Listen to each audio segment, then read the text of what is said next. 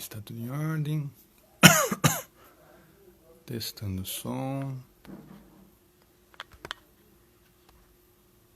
Bom dia, Bruno. Vamos chamar a turma aí. Diz pra mim se o som tá bom, se tá tranquilo.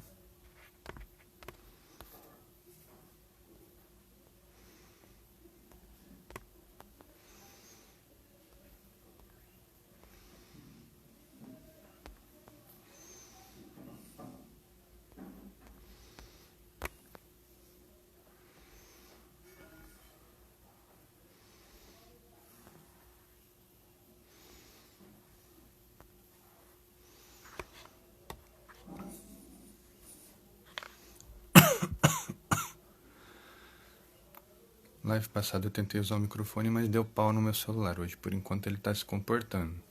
Infelizmente meu vizinho resolveu trocar uma calha bem agora. Então, seja o que Deus quiser. Bom, comecemos. Bom dia pro pessoal que tá chegando aí, que tá entrando. Aqui é Felipe Moreira, psicólogo e hipnoterapeuta, começando mais uma edição da Terapia Matinal, edição número 31.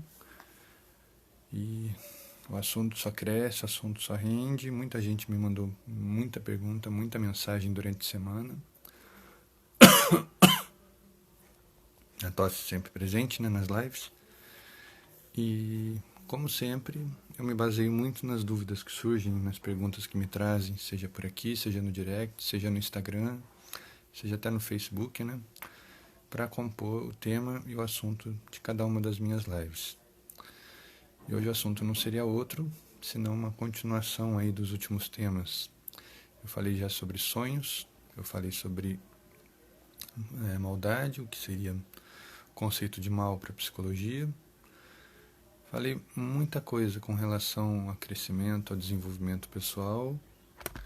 E hoje eu vou falar sobre um ideal que está por trás e muito frequente na teoria junguiana, que é a intuição.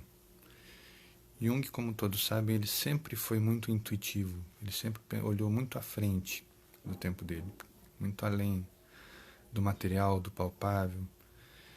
E ele desenvolveu muitas formas de trazer isso para a psicologia. Ele não foi o primeiro, mas foi um dos primeiros a escrever sobre a intuição, sobre as coincidências, né? E principalmente sobre os sonhos de origem premonitória, como a gente fala, um grande mistério da psicologia. Se os sonhos já são um mistério, os sonhos premonitórios seriam um mistério dentro do mistério.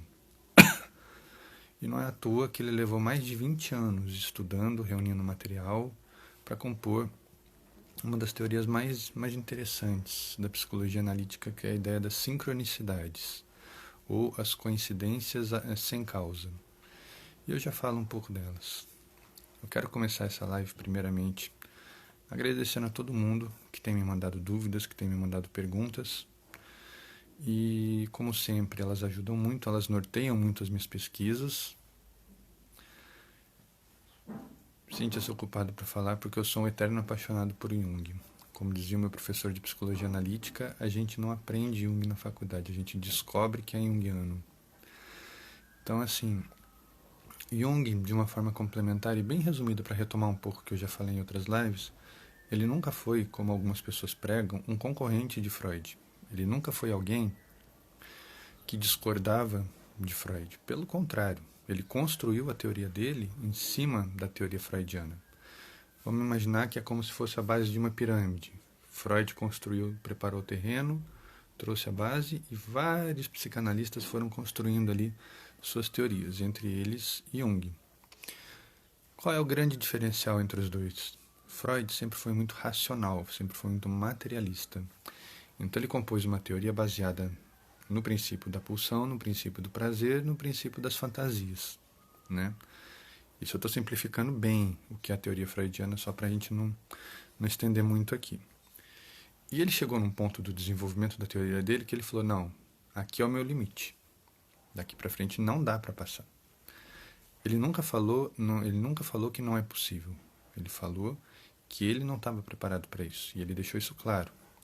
Então, muita gente tem essa impressão de que Freud limitou a teoria dele a ideia das fantasias, a ideia das neuroses, das pulsões, até mesmo quando ele fala dos sonhos, que os sonhos seriam uma forma do nosso inconsciente realizar fantasias reprimidas, realizar e se libertar de muitos recalques.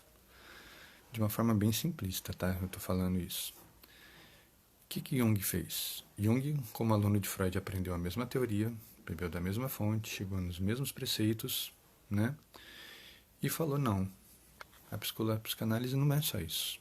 Eu estou vendo aqui muito potencial, muito desenvolvimento além desse ponto. E Jung foi embora.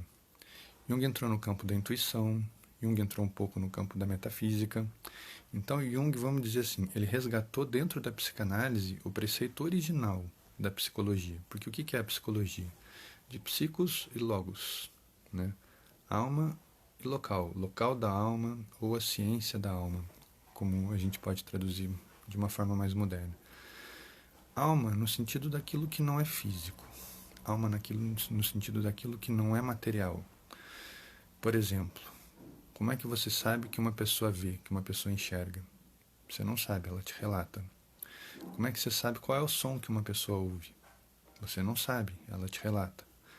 Então, a psicologia parte dessa premissa, de que você vai trabalhar com o ponto de vista do outro, você vai trabalhar a visão do outro, do mundo, da realidade, né?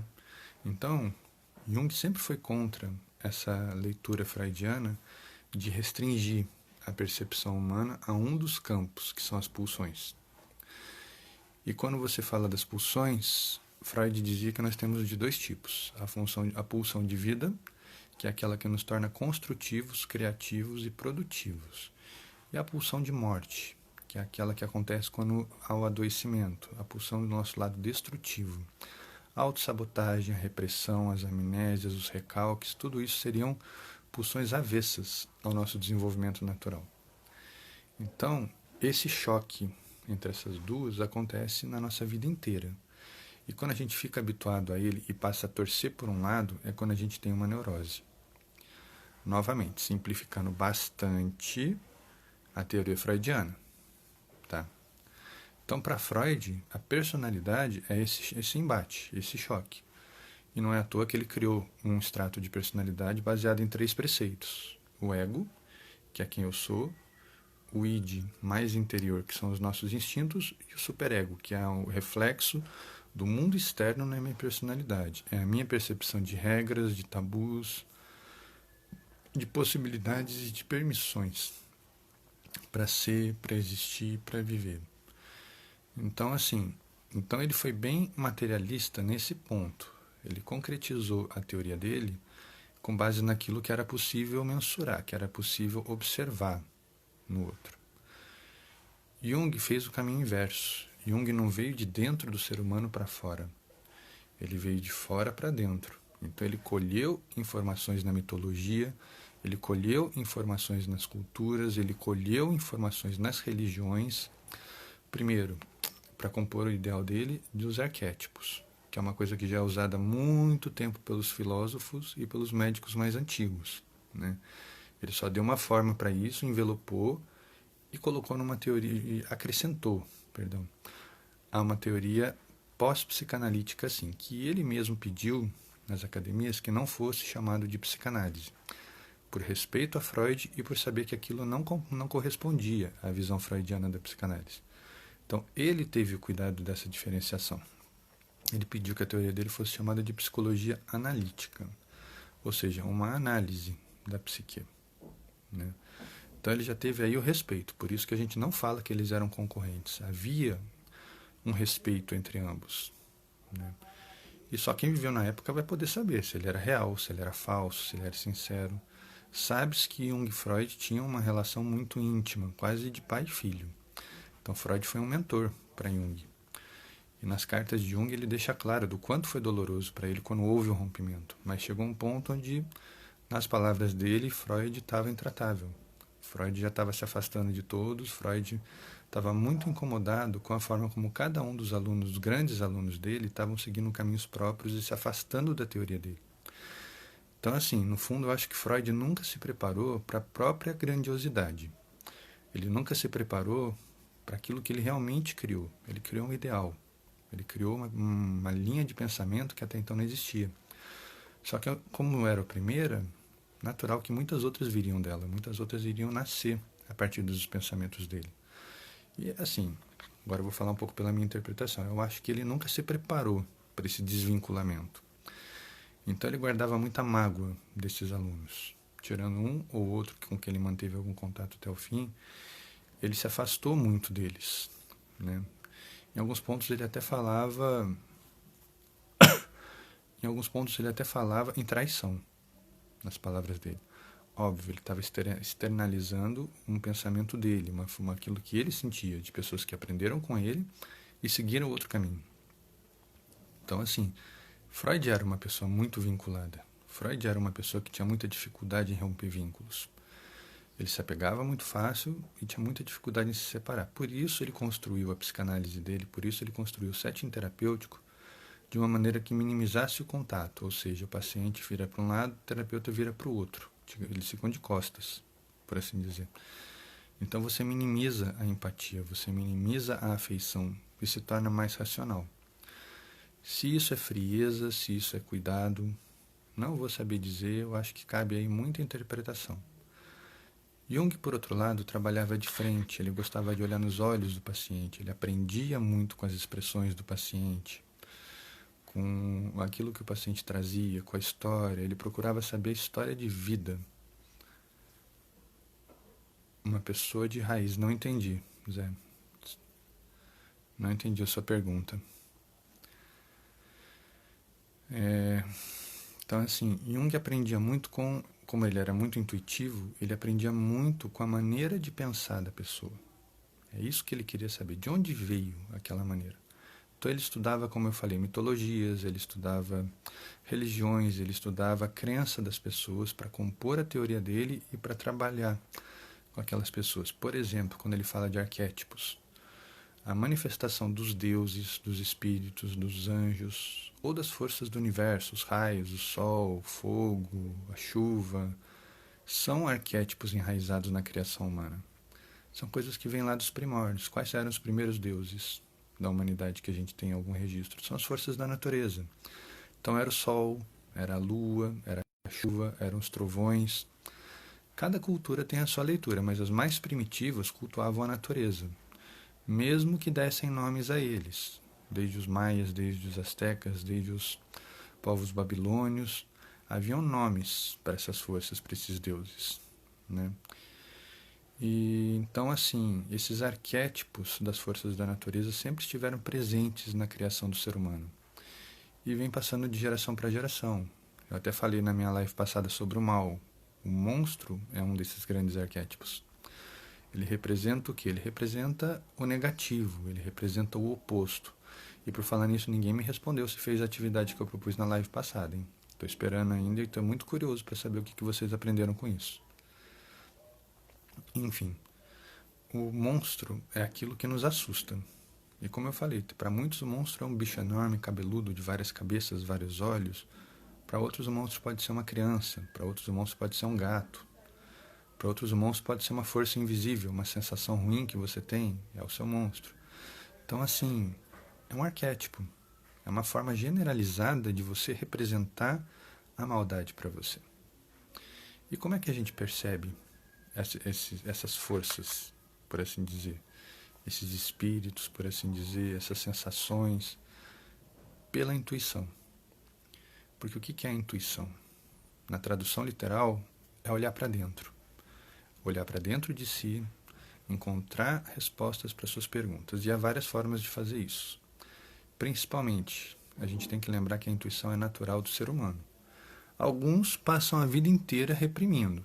Eu ontem mesmo tive contato com um amigo meu que ele falou que ele tinha tanto problema com sonhos premonitórios, com intuições, que ele chegou a fazer terapia por conta disso. Aquilo perturbava, né?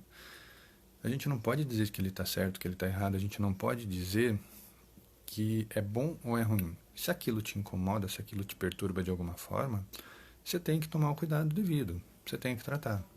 Entendeu? Entender por que te incomoda. Né? Entender por que aquilo te desagrada. Perdão. É o respeito. que é a intuição? Para uns diriam que é o nosso sexto sentido. Novamente, nós temos os 5 sentidos: visão, olfato, paladar, tato e audição. E tem um sexto sentido aí que tem várias leituras. Algumas delas são uma intuição, que é uma percepção que junta os 5 sentidos numa nova forma de perceber. Uma percepção extrasensorial, que ainda é uma forma de intuição e de predição. Os sonhos, alguns consideram como sendo o nosso sexto sentido, uma forma de perceber além do mundo físico. Enfim, cada um tem uma visão, cada religião fala disso de uma forma, tem religiões que nem falam disso, param no 5º sentido e pronto, acabou. Então, assim, não existe uma resposta certa. A definição que eu dei para vocês está no dicionário, se vocês abrirem lá, intuição, do latim, formado a partir da união de in, dentro, e tuere, olhar para, guardar. Ou seja, é olhar para dentro, é uma visão de algo interno seu que está se refletindo no mundo externo. Perdão, tempo seco ataca a minha rinite, é uma beleza. Mas vocês entenderam? A intuição, ela é mais do que um sentido, ela é uma forma de perceber os nossos próprios sentidos. Por exemplo, empatia é uma forma de intuição. Você perceber a pessoa numa determinada postura, numa determinada maneira de andar. Você perceber na fala da pessoa um pouco do que ela parece estar sentindo, o que pode estar incomodando, o que ela quer dizer com aquilo, né? Você está intuindo. A pessoa não está te dizendo, estou feliz. Não, você percebe no jeito da pessoa. O dia está tão bonito, o dia está tão claro, eu comecei o dia super animado, já recebi a ligação da pessoa que eu gosto. Ou seja, ela não precisa te dizer que ela está feliz, ela está mostrando. E você está intuindo, né? Intuição é isso. Às vezes é uma percepção óbvia, às vezes nem tão óbvia. Deixa eu ver aqui o que o Zé disse. Dizem que todo mundo sonha mesmo que não se lembre. E que sem os sonhos pode levar a pessoa à loucura. Zé, eu parto da seguinte premissa. Quando a gente dorme, o nosso cérebro para de funcionar. Então, o mesmo mecanismo que armazena pensamentos, armazena conhecimentos, armazena percepções, armazena memórias, continua funcionando.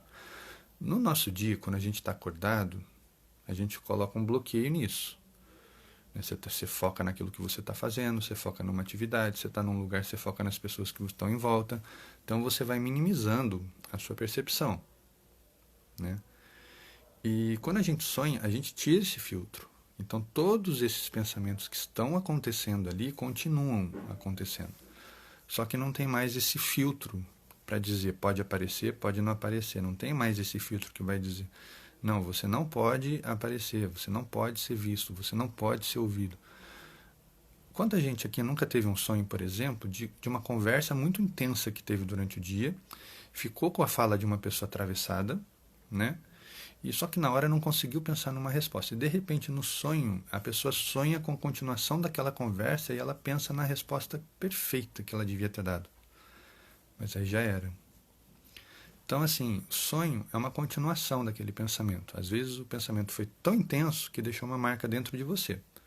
E o seu cérebro, a sua mente, querem continuar aquilo, querem sanar aquela marca ou resolver aquele problema. Se você está longe da pessoa, ela vai continuar pensando, né? Às vezes a gente esquece porque a gente para de colocar atenção naquilo e aquilo perde a força. E às vezes não, às vezes aquele pensamento fica constante, repetitivo. Você está fazendo outra coisa, mas ainda está pensando naquela discussão. É o que a gente chama na psicologia de obsessão. Você fica meio que obcecado por aquilo que aconteceu e quer resolver. E quantas vezes a gente até muitas vezes não liga para a pessoa depois para continuar aquela conversa. Isso é muito comum de acontecer. E o sonho é uma forma dessa conversa. Lembrando que na psicologia analítica, o sonho é a comunicação do nosso inconsciente com a nossa consciência. Entendeu? Então, assim, eu costumo dizer o seguinte, partindo da teoria psicanalítica. Todo mundo sonha. Todo mundo tem sonhos. Lembrar é outra história. Lembrar é um treino. É que nem a gente treina a memória. Quanto mais você treina a memória, mais coisas você armazena, portanto, mais coisas você lembra. Com o sonho é a mesma coisa. Na minha live sobre sonhos, eu deixei de presente para o pessoal um e-book na descrição. Deve estar lá no YouTube ainda. onde eu ensino a técnica do diário de sonhos. O que é o diário de sonhos? Você dorme com um caderninho, não pode ser celular, tem que ser caderninho do seu lado na noite, e acordou com um sonho muito claro para você, vai lá e anota o que você lembrar. Não importa muito a ordem em que você sonhou, importa as imagens que você lembrar. Às vezes no começo você acorda e lembra do sonho inteiro, você vai escrever, de repente aquilo vai sumindo e sobra uma imagem só. Não tem problema, anota aquela imagem. Você já está treinando para que nas próximas vezes você comece a lembrar de cada vez mais coisas, porque você está jogando para o seu inconsciente a ideia de que ele tem que recordar. Então ele vai prestar mais atenção, ele vai lembrar de mais detalhes daqueles sonhos. É um treino. Para quem não lembra de sonhos, e é muito comum de acontecer, a gente vai apagando. Entendeu? Num dos tipos de intuição que eu vou falar daqui a pouquinho, tem essa ideia. O nosso cérebro, ele não gasta energia com o que ele considera desnecessário. E para muitos, sonhar é desnecessário. Como a pessoa não vê uma finalidade daquilo, ela não se preocupa em lembrar. Então o cérebro também não foca naquilo. É quando você faz uma atividade como a do diário, como você começa a prestar atenção nos seus sonhos, anotar, trazer para o seu dia a dia, é que aquilo vai ganhar importância para você. Ganhando importância, o seu cérebro vai começar a armazenar essa informação. É treino, é prática diária, entendeu? Agora, se leva à loucura, depende muito da pessoa. Como eu falei, tem esse meu amigo que ele tinha muitos sonhos premonitórios. Então ele fez terapia porque aquilo incomodava ele, para ele aprender a bloquear, por assim dizer. Não é bloquear, é não prestar atenção, não dar tanta importância para aquilo. Então, assim, pode enlouquecer se você dá muita atenção. Pode enlouquecer se você dá uma importância para aquilo além do necessário. O sonho é um aviso. Da mesma forma como um intervalo comercial no meio de um filme, no meio de uma novela, de um programa de televisão, são avisos, são mensagens que estão sendo jogadas para você. Ouve quem quer, obedece quem quer. Entendeu? O sonho é a mesma coisa, ele está te dando mensagens. E o treino de ouvir e participar dessas mensagens é muito importante. Você entendeu? Então, continuando aqui, quando a gente fala de intuição, eu falo que é como se fosse um pulo no nosso raciocínio. Eu só li aqui minha colinha, que eu fiz uma anotação e não estou entendendo. Assim, o sonho é como se você pulasse uma etapa na sua percepção. Por exemplo, quando a gente vai fazer uma conta. Quantas vezes não aconteceu de você estar fazendo uma conta, ou alguém perto de você está fazendo uma conta em voz alta, e quando a pessoa termina a conta você dá a resposta, e você nem percebeu que você fez a conta. Foi intuitivo, foi automático para você.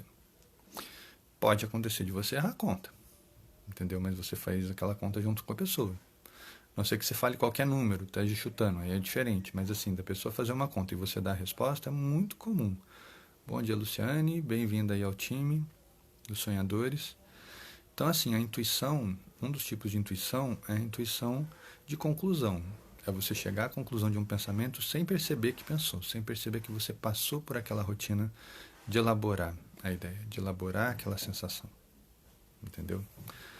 Então, para ser mais claro, eu vou falar de 3 tipos de intuição, principalmente. Quando a gente fala de intuição, a gente tem que lembrar também que se você olhar para uma leitura mais psicológica, é natural que a gente tenha essa capacidade de raciocínio. Não tem a ver com inteligência, não tem a ver que uma pessoa muito intuitiva seja mais inteligente que a outra. É um treino, é uma faculdade mental que algumas pessoas desenvolvem e outras pessoas desenvolvem menos. De uma certa forma, sim, Zé. É como se o seu cérebro fizesse uma análise muito rápida das coisas e seguisse o caminho da maior probabilidade. Aí a gente está seguindo a linha da sincronicidade, eu já falo dela daqui a pouquinho. Mas você entendeu? Sim, a intuição tem a ver com a probabilidade, com probabilidades, entendeu? É que nem, por exemplo, você vai atravessar a rua. Você não precisa ser um gênio para saber que se você passar muito perto do carro, você vai ser atropelado. Entendeu? Então não adianta você parar na beira da rua, tá vindo o carro e falar, vou ser atropelado, e passar correndo e pum, o carro te acerta e falar, ih, eu estava certo. Então, assim, muitas vezes a intuição é um aviso. Pode ser um aviso bom de algo que esteja para acontecer, ou pode ser um aviso ruim de algo que pode acontecer. E a gente tem que prestar atenção. Então eu costumo dizer o seguinte, insights. O que são insights? São pensamentos desconexos. É você estar no seu dia a dia, de repente você tem um pensamento que não tem nada a ver com aquilo. A minha dica para vocês é, anota esse pensamento. Você não está se dando conta naquele momento, mas o seu cérebro tem um porquê de estar te dando aquela mensagem. Então anota. E quando você tiver um tempinho, olha para ela de novo e para pensar um pouco no que aquilo quer dizer para você. Pode ter algo a ver com o seu dia, pode não ter nada a ver com o seu dia. Entendeu? E é muito comum, às vezes acontece muito comigo, por exemplo, de eu estar no trabalho, de repente eu trabalho à noite, para quem não sabe. E de repente me dá uma vontade louca de comer lanche. Mas é uma coisa que a gente não tem tanto hábito aqui em casa, de comer lanche. Eu fico com aquilo, nossa, eu queria comer um lanche, queria comer um lanche. Aí eu vou para casa, chego em casa, minha mulher fez lanche pra gente. Mesmo não sendo uma coisa tão habitual. Entendeu? Então, a intuição às vezes foge um pouco à probabilidade. Não é que eu adivinhei, não é que ela fez e eu fiquei pensando naquilo, porque o tempo está desencontrado. Eu pensei e depois aconteceu. Mas assim, a intuição às vezes é uma vontade, é uma ideia que vai se persistindo, vai se repetindo, e às vezes tem um encontro aí de uma sincronicidade. Às vezes eu e ela pensamos a mesma coisa, só que eu não tinha como concretizar e ela tinha. E eu cheguei em casa e ela concretizou. Entendeu? A intuição também tem isso. Um dos tipos de intuição é a completude. É quando uma pessoa termina a forma de pensamento de outra. E os dois pensamentos se casam, se encontram. Entendeu? Não sei se eu fui claro ou se eu divaguei demais aí. Qualquer coisa você me puxa a orelha, me puxa de volta que eu volto para isso. Então, como a gente fala da mente, a gente vai para o racional. A gente tenta dar uma explicação lógica para a intuição, né? É uma forma de pensamento, é uma coincidência, podem ser várias nomenclaturas. Mas tem aqueles que dão uma origem sobrenatural, acham que intuição tem a ver com premonição. Por exemplo, eu tive vontade de comer lanche porque eu adivinhei que a minha esposa ia fazer lanche. É uma possibilidade. Vai da crença de cada um, entendeu? A pessoa acredita nesse viés de probabilidade, nesse viés de premonição. Eu posso ter tido uma premonição, eu posso ter tido um insight baseado num pensamento de outro. De repente, ali eu tivemos a mesma ideia ao mesmo tempo, só que foi tão intenso que a ligação que tem entre a gente fez com que eu tivesse a ideia e ela completasse a ideia. Então, por isso que a gente fala em premonição, entendeu? A premonição nada mais é do que um acontecimento que vai de encontro a um evento interno, entendeu?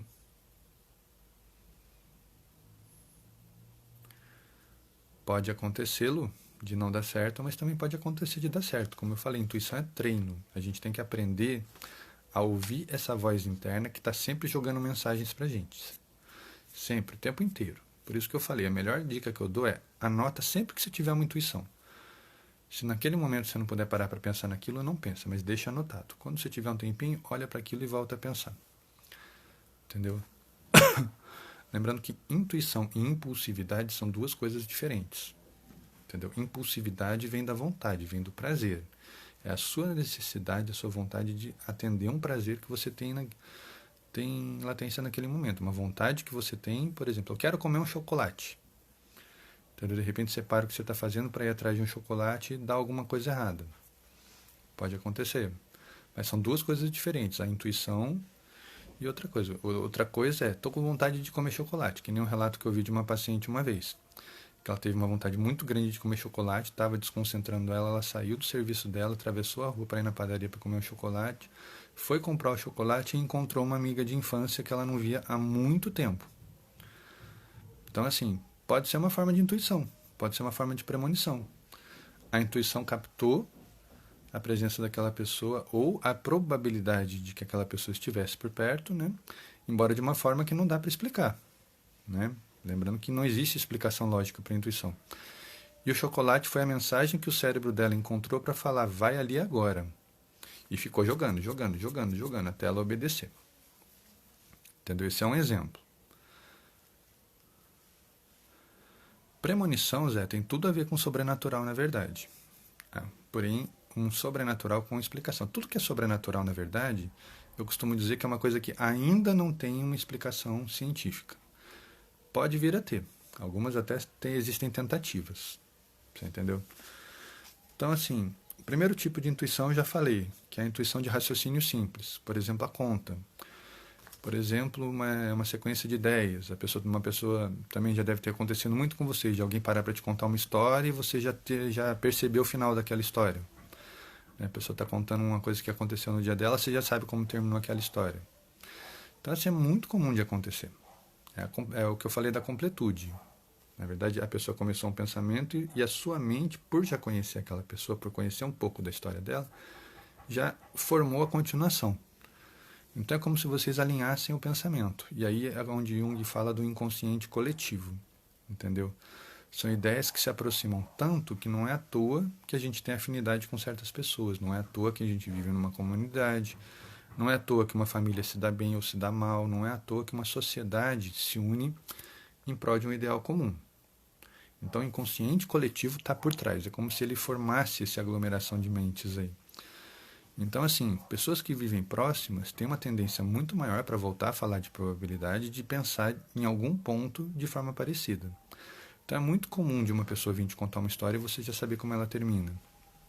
Entendeu? Você já sabe o viés daquela pessoa, você já sabe como ela pensa, então você já imagina como tenha terminado aquele acontecimento. Não é que você é uma pessoa mágica, não é que você adivinhou o que ia acontecer, não é que você previu o que a pessoa ia te dizer, não.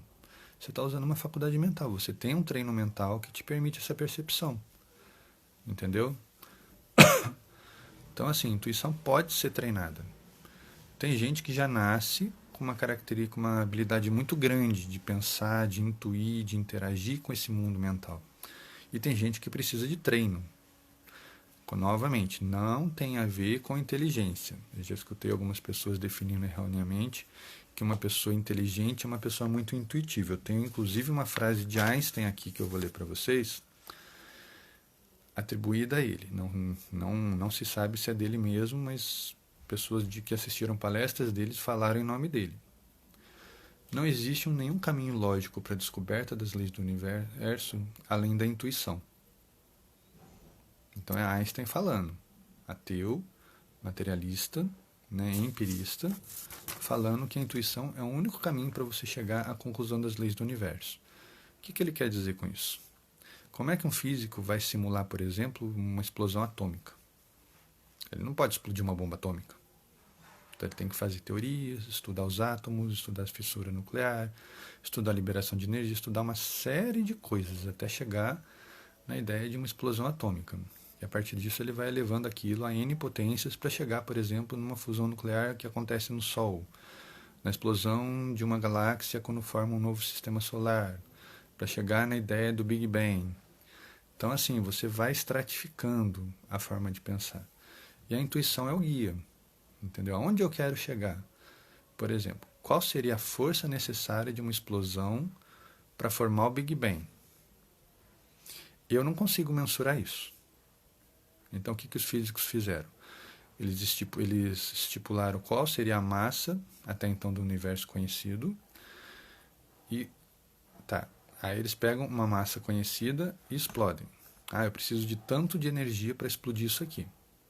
Então, se eu for usar uma regra de 3, se eu for colocar na teoria, se, por exemplo, uma caixa de fósforo explode com uma banana de dinamite, quantas bananas de dinamite são necessárias para explodir o Sol? Então, assim, são formas de pensamento que você vai sobrepondo. Tem pessoas que precisam desse passo a passo. Quando a gente fala de hipnose é a mesma coisa. Tem pessoas que sem o passo a passo não conseguem hipnotizar e não conseguem ser hipnotizadas. Porque o pensamento da pessoa está sempre no presente. Ela não consegue olhar ali para frente de onde a mente vai chegar. Né? Então ela precisa desse tete-a-tete. E tem pessoas que não. A pessoa começa uma indução hipnótica, percebe que a pessoa já está num outro estágio e pum, pula tudo e vai embora. Já entra com a pessoa na hipnose, já faz a regressão, já faz o que tiver que fazer. Entendeu? Então a intuição, muitas vezes, são pulos, são atalhos de pensamento.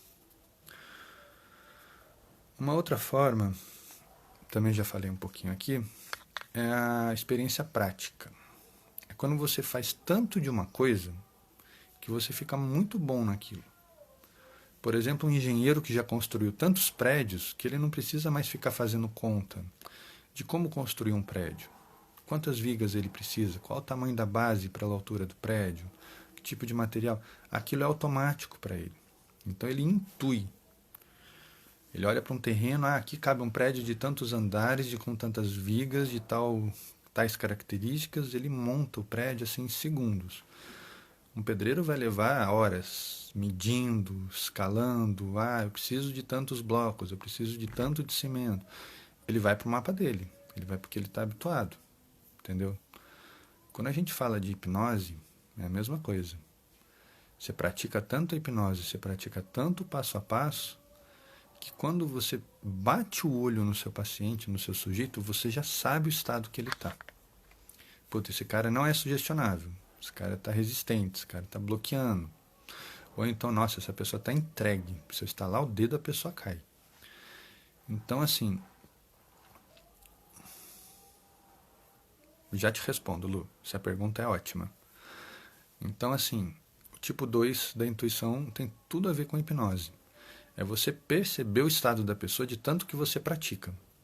Eu tenho amigos que fazem muito street, fazem muitos shows, fazem muitas apresentações com hipnose e eles falam, né? Que quanto mais você pratica, chega uma hora você fica tão bom naquilo que não tem como aquilo dar errado. Então, assim, não é que você tenha que fazer street, que tenha que fazer um show, que tenha que hipnotizar 1000 pessoas para ser bom em hipnose. Quanto mais você faz, melhor. E a sua mente vai entendendo os fundamentos, vai entendendo o caminho que você faz e chega um ponto ela passa a pular estágios. Entendeu? Por exemplo, a famosa brincadeira do olhe nos meus olhos, seus olhos vão ficar pesados. Você vai relaxar os ombros, você vai soltar as mãos. Então eu vou fazendo passo a passo. Chega um ponto, eu já estou tão bom nisso, que eu olho para a pessoa e falo, olhe nos meus olhos, você está completamente relaxado. Entendeu? E a pessoa está relaxada, ela não questiona. Então, assim, é perceber ali na frente.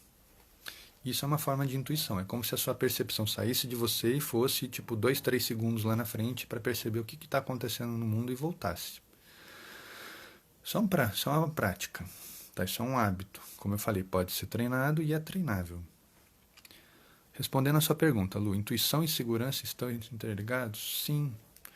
Porque a intuição pode estar te dizendo uma coisa que pode acontecer, não que vai acontecer. O problema é que quando você pensa em algo que pode acontecer e você quer que aquilo aconteça muito, inconscientemente você anda naquela direção. E aquele acontecimento acaba acontecendo não porque você intuiu e deu certo, e foi uma coincidência, mas porque você, sem perceber, fez aquilo acontecer. Quando a gente causa insegurança, quando a gente tem uma intuição de uma coisa ruim, uma coisa que a gente não quer que aconteça, se eu fizer isso, eu vou brigar com meu marido. Se eu fizer isso, minha mãe vai arrancar meu couro, vai me dar uma chinelada. Então você já tem uma intuição de uma coisa que pode não dar certo. Aí você vai e faz. O que acontece? Você está alimentando a sua insegurança. Você sabe que aquilo é errado, você sabe que aquilo não vai terminar bem para você, e mesmo assim você leva a carga, você faz. Entendeu? Vou sair de carro num dia de chuva, mas eu não dirijo muito bem. As chances de você escorregar, de você bater, são maiores do que se você tiver num dia de sol com o chão seco ou com mais prática de direção. Novamente, a prática. Você entendeu? Então, a gente sempre tem que levar a cargo a nossa intuição. Eu gosto de fazer a seguinte pergunta: o que eu posso esperar disso? Tudo que eu penso em fazer... Perdão. Eu penso, o que eu posso esperar desse evento, desse feito? Vou sair de carro na chuva, o que pode acontecer? Isso. Então eu tenho que dirigir com mais cuidado. Ou então, se eu parar e pensar, está muito perigoso, está chovendo muito, eu não vou sair, porque eu não preciso realmente sair agora, eu posso esperar. Entendeu? Já aconteceu de eu estar na estrada e a chuva, dá para ir? Dá para ir. No meio do caminho, a chuva virou uma chuva desgraçada de granizo que a gente teve que encostar e esperar passar. Entendeu? Não tem como a gente prever tudo o que acontece, mas a gente pode melhorar a nossa percepção. A gente vai até onde dá. Isso é um treino. A intuição prepara a gente para a nossa própria potencialidade. Saiu. O Zé falou aqui, por exemplo, na linha do impossível se percebe que em algum momento, se for rápido, há uma centelha de possibilidade de ser possível. Exatamente. Se você faz sem pensar, você não dá chance para dar errado.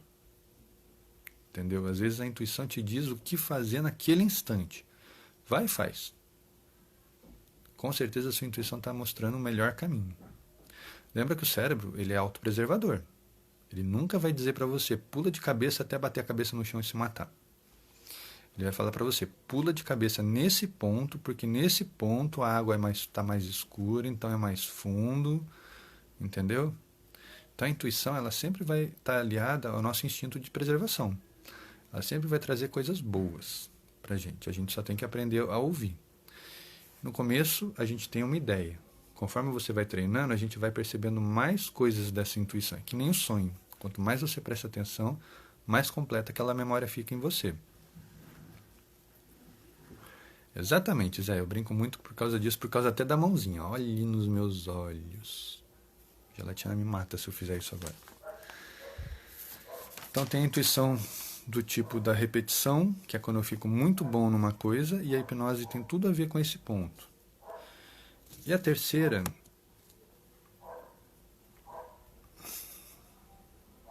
é quando a gente tem um problema, pensa num problema, fica pensando num problema e não consegue pensar na solução daquele problema e para de pensar nele.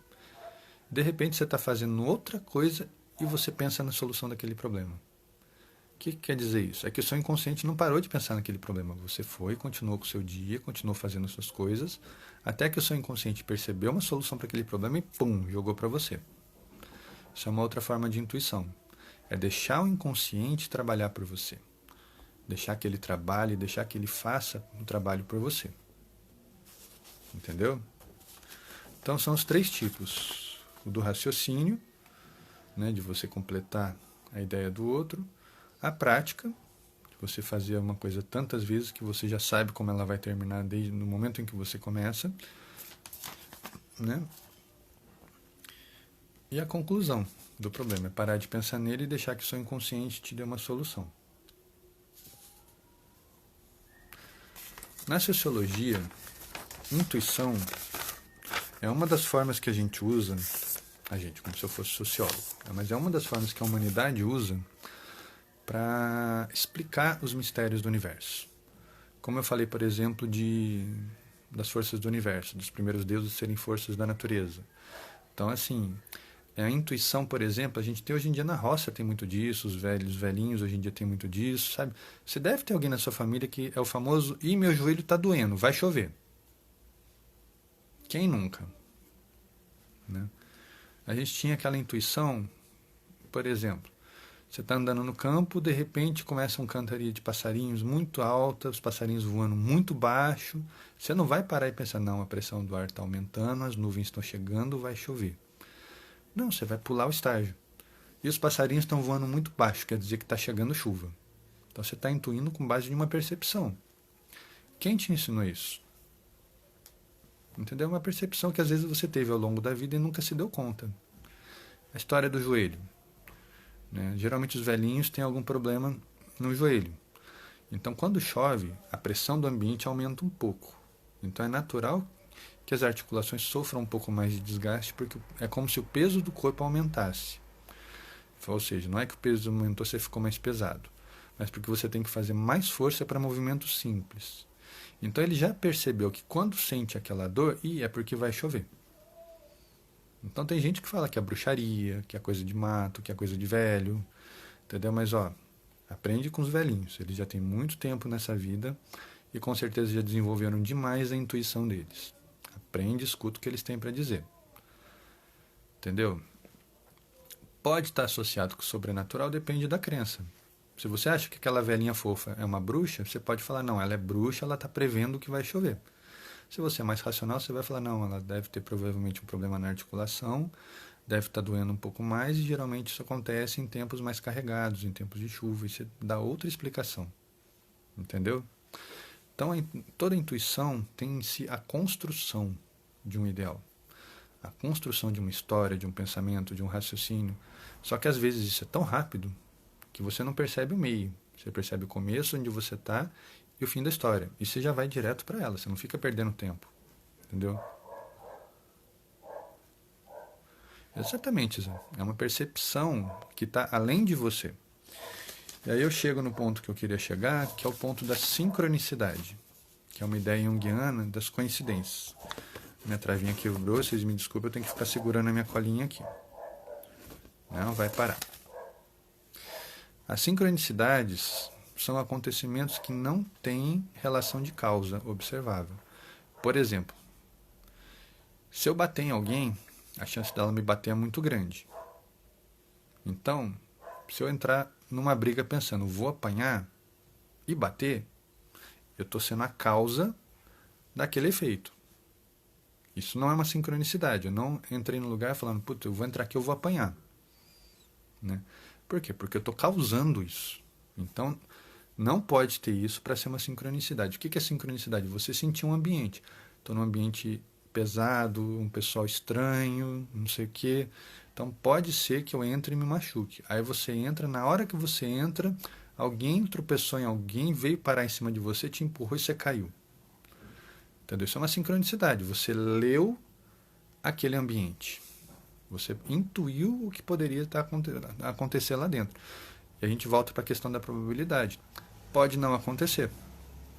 Mas o fato de você ter pensado naquilo muitas vezes te leva para o caminho daquele acontecimento. Nossa, minha mão ficou enorme aqui. Te leva para o caminho daquele acontecimento. Então, quanto mais você procura por uma coisa, você pensa numa coisa, inconscientemente a sua mente vai construindo aquilo e vai vindo de encontro.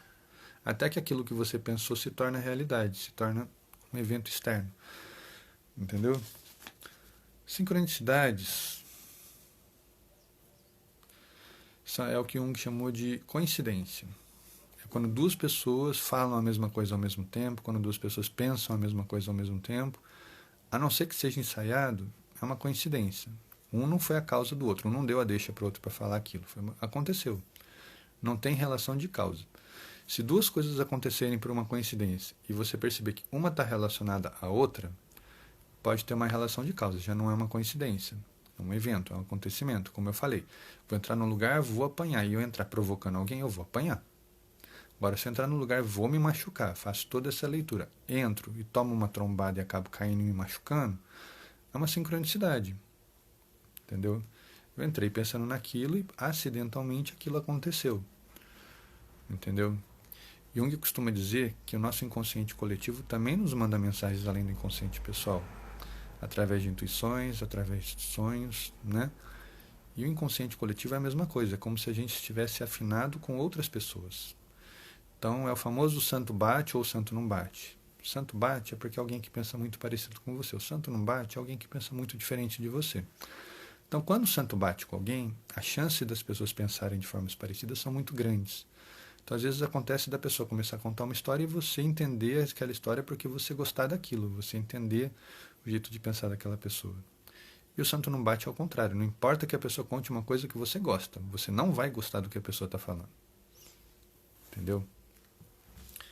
Então, as sincronicidades para Jung também são de 3 tipos. São as coincidências, quando duas ou mais coisas acontecem ao mesmo tempo. Por exemplo, você está entrando num lugar que tem várias portas. Aí na hora exata que você está entrando, outra pessoa está entrando por outra porta, outra pessoa está entrando por outra porta. É uma coincidência que todos estejam entrando ao mesmo tempo. E de repente você vai ver as pessoas estão vestidas de formas muito parecidas. Por exemplo, você vai sair de casa, quando você vai ver outra pessoa que está saindo com você, ela está vestida com uma roupa muito igual. A gente brinca que a pessoa está uniformizada. Né? Acontece muito quando você convive muito com uma pessoa. Os gostos passam a se assemelhar. Né? Você mandou aqui, por exemplo, eu estava pensando numa música muito antiga, difícil de ser tocada. E quando cheguei num local que nunca tinha ido, estava tocando a música. Isso é uma coincidência. Entendeu? O fato de você pensar não quer dizer que alguém recebeu uma mensagem que era para tocar aquela música naquele lugar, naquela hora. É pura sincronicidade. Entendeu? É uma coincidência. Não tem uma relação de causa. Se não tem uma relação de causa, é uma coincidência.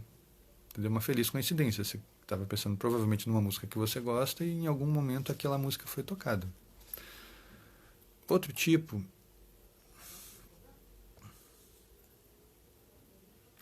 é quando você está pensando, por exemplo, eu tenho muito esse tipo de intuição, de sincronicidade, tenho certeza que muita gente tem. Quando a gente é muito preocupado com a sociedade, com as pessoas, a gente passa a intuir. Checando meu reloginho, tem uns 10 minutos ainda. A gente passa a perceber o mundo. Então, por exemplo, a crise no Oriente Médio, a fome na África, problema da saúde pública nos Estados Unidos, e você começa a se preocupar com aquilo, seu pensamento vai se alinhando, seu inconsciente começa a pensar muito naquilo, e de repente, lembra que o inconsciente, ele não para no presente, ele começa a ir além e desenvolver aquele pensamento. Vou dar um exemplo para vocês. 11 de setembro, queda das Torres Gêmeas. Não é que a gente, o mundo inteiro é contra os Estados Unidos e pensou e contratou a Al-Qaeda para derrubar. Mas os Estados Unidos têm uma postura muito imperialista, muito arrogante de ser, e nutre um certo ranço em muita gente, principalmente nos famosos inimigos do Oriente Médio. E de repente muita gente via isso como forma negativa, carregava essa negatividade, e alguém captou para si essa ideia de que aquilo é ruim e fez um plano malvado: vou derrubar os prédios. Quantas pessoas não tiveram sonhos, não tiveram intuições quando aquilo aconteceu? Não aconteceu porque vocês sonharam. Vocês não previram o futuro. Mas vocês sentiram que algo muito negativo poderia vir daquilo. Até que veio. Isso é uma sincronicidade tremenda. Isso é um exemplo de sonho premonitório. Entendeu? É você sonhar com uma coisa que tem uma grande chance de acontecer pela carga que aquilo carrega, pela importância que aquilo carrega, no caso negativa. Essa exposição, essa imposição de um jeito de pensar, na forma de agir, na forma de ser, que incomoda muita gente. De repente alguém vai e materializa. Não é que você previu que aquilo ia acontecer, você previu que algo ruim poderia acontecer, de tanto que eles fazem isso, até que alguém foi e fez. Quem nunca? Eu conheço várias pessoas que falaram: eu sonhei com a queda das Torres Gêmeas. Aí você vai ver o sonho da pessoa, não tem nada a ver com aquilo, mas é o significado que ela deu. Então, assim, pensem nisso. Quando você tiver um sonho muito importante, um pensamento que fica se repetindo, uma intuição, anota. Anota e depois você volta aquilo para pensar e desenvolver aquela ideia. Tá? Então é o pensamento fora de espaço, e se a gente tem o pensamento fora de tempo, a gente pensar em coisas que no futuro vão acontecer. Por exemplo, seria muito legal, quando a pandemia acabar, se de repente assumisse o governo um partido diferente, um partido que olhasse mais para o povo, tivesse envolvido no social, na cultura, porque a cultura está meio largada nesses tempos aí. Eu tenho amigos que trabalham com isso e estão sempre fazendo lutas, fazendo campanha para ajudar uns aos outros aí.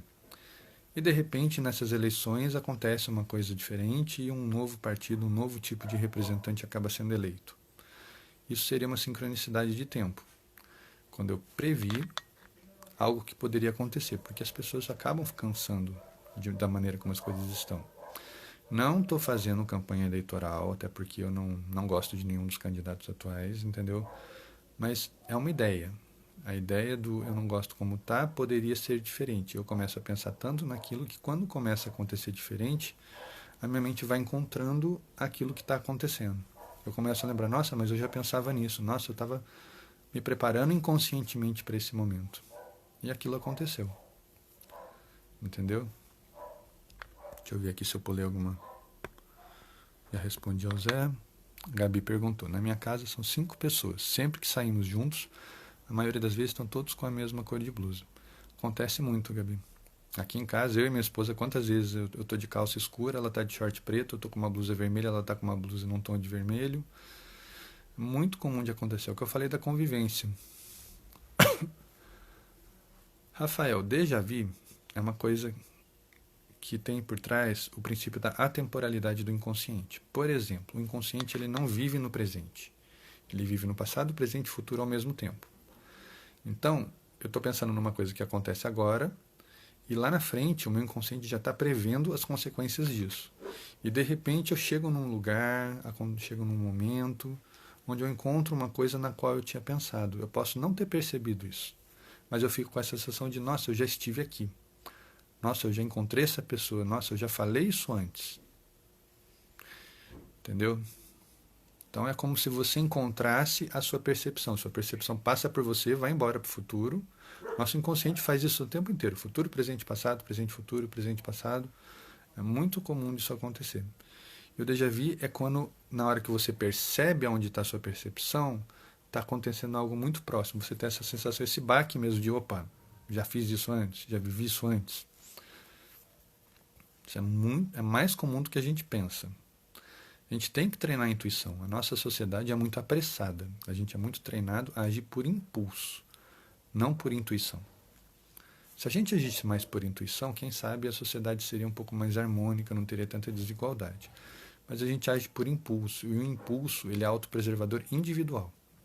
Você não se preocupa com o social, você se preocupa com você, com o que é melhor para você, sendo ou não isso positivo e bom para os outros. E é o que a gente está vendo acontecer aí nessa pandemia. Tem gente que não quer mudar o estilo de vida, sai sem máscara, não está nem aí para os cuidados, para as precauções e está ficando doente, está deixando os outros doentes. E tem gente que se une no ideal de empatia. Não, por mais que eu não seja uma população de risco, eu convivo com pessoas que são. Ou então eu trabalho com uma pessoa que tem pais idosos, ela é muito preocupada, então eu vou respeitar isso. Então são ideais. Por isso que eu falo que a gente tem que olhar para a intuição. Deixar que aquele pensamento venha, anota, e depois você para e pensa no que o seu inconsciente está querendo te dizer. Façam esse teste. Quem nunca fez, começa a fazer. Depois de um tempo esse vídeo vai continuar no Instagram, vai passar para o YouTube, vocês me mandem que eu quero saber. Se vocês fizerem esse teste, falem do pensamento que vocês tiverem e como vocês mudaram a sua percepção depois de pensar um pouco melhor nele. Espero ter respondido a vocês. Gabi, como você analisa o desenho Simpsons? Muitos episódios parecem premonição. Aí, a gente está falando de um grande fenômeno do inconsciente coletivo, de um grande fenômeno chamado mídia. Entendeu? Serão coincidências? Ou será a grande ordem secreta mundial pegando as ideias dos Simpsons e jogando para o mundo para que aconteça? Ou alguém sabe que aquela agenda já existe e está colocando nos Simpsons para preparar a gente? Eu acredito em coincidência. Eu acredito em puro marketing, puras coincidências, entendeu? Não sei, posso estar enganado. No meu ponto de vista, o meu mapa me diz que são coincidências. Brincadeiras, entendeu? Se você for olhar, as imagens nem sempre são exatas. Com exceção da posse do Trump, que para mim foi uma grande montagem. Eles escolheram um lugar parecido com aquela imagem da escada rolante porque ficou igual. O resto são coincidências. Lembra que eu falei da intuição? O Brasil é um país que valoriza demais o futebol. Então era natural que uma máquina industrial de mídia como o Simpsons vai brincar, vai jogar com isso. Né? Coincidências de número, aí já não sei te responder. Que eles acertaram o placar, aí já não sei dizer. Pode ter sido uma grande sacanagem, pode ter sido comprado o jogo, pode ser uma coincidência, não sei. Entendeu? Tem coisas que eles previram que são grandes brincadeiras. Entendeu? Tem coisas que eles previram que são mais sérias. O coronavírus, a história do chinês tossindo, espirrando dentro das caixas. Não tem como a gente saber. Exatamente. A gente constrói ideais, constrói ideias baseadas no que a gente conhece, no que a gente vê. O meu reloginho vai começar a aparecer daqui a pouquinho. Então, assim, a intuição e a premonição andam juntas. A diferença é que a premonição tem mais a ver por uma coincidência. A intuição é um treino mental. É treinar a capacidade de perceber o que o nosso inconsciente está dizendo para a gente. Gente, eu vou começar a me despedir antes que o reloginho aqui apareça e corte a minha live.